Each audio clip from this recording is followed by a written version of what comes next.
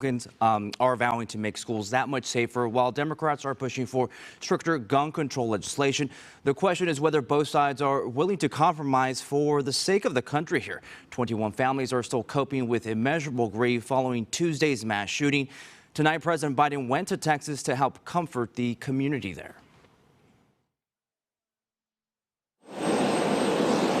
The president and first lady touching down in Uvalde, Texas, Sunday to pay their respects to the victims, their families, and provide comfort to a grieving community. I think what they need to do is put their anything political aside and start thinking like a human, not politics. Politics should be their second, and I think humanity should be first. The Bidens first stopped at a memorial in front of Robb Elementary to lay a bouquet of flowers and paused at life-size photographs of the victims of Tuesday's mass shooting that killed 19 students and 2 teachers.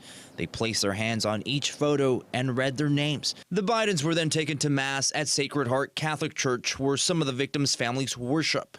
This woman attended with the president. She even knew some of the victims. It's wonderful, all the support our community is receiving. We've had so many people offering their time and their just services.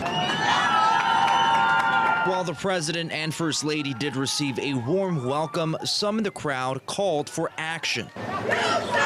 As they were leaving, about 100 people chanted, "Do something."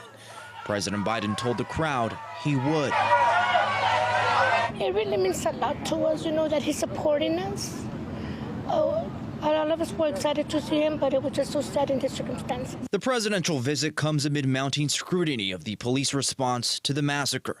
Officials revealed Friday that victims repeatedly called 911 for help, while a commander told more than a dozen officers to wait in a hallway.